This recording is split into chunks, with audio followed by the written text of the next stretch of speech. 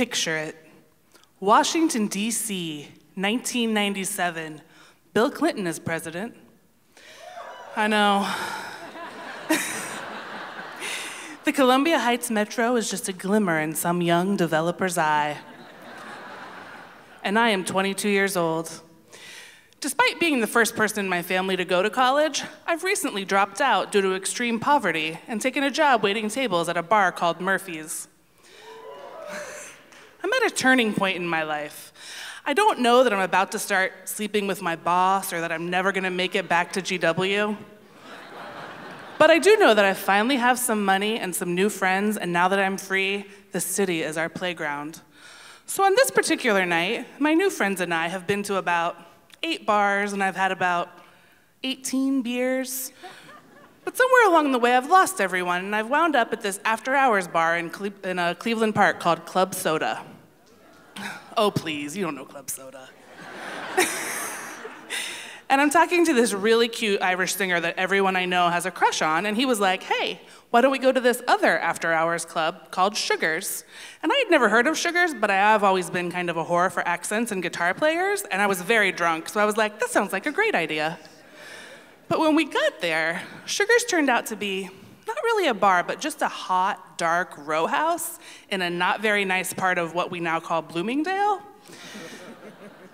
And not only was it not a bar, but it was full of people doing massive amounts of drugs. I mean, like cutting lines on table, and money was changing hands, and I was like, oh, Sugars, white powder, he thought I knew that, and I totally did not. And as I was still kind of processing all of that, I was looking around and I realized that there were very, very few women there, and that of those few women that were there, I was the only one whose clothing adequately covered her vagina. And at that tender point in my life, I'd never actually seen pimps and prostitutes before, but it turns out that, like pornography, you do know it when you see it. And so suddenly I felt very sober, and I turned to my Irish friend and I said, oh, you know what? Thanks so much for bringing me, but all of a sudden, I'm just exhausted. And I think I'm just gonna catch a cab and go home, and I'll see you later. And he cocked his head and he put his hand on my arm, and he had these white boy dreads that I thought were really hot. And he said, you know what? It's not the kind of neighborhood where you want to be looking for a cab by yourself at this time of night. Why don't you sit tight and I'll see you home in a bit. Frosted luck? No. And because it was the age before cell phones and Ubers, I had no choice but to sit there, and so I did.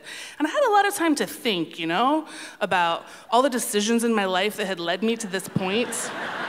And I was trying really hard not to make eye contact with anyone because I was afraid that I was gonna be either offered drugs, which I didn't want, or co-opted into a life of prostitution, which I wasn't really ready for.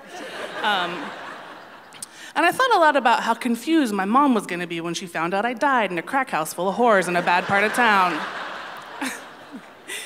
But I didn't die, obviously, because here I am, I lived. And when I got home about 7:30 that morning to my mattress on the floor at 12th and P in Logan Circle, my roommate at the time was just leaving to go build houses for Habitat for Humanity.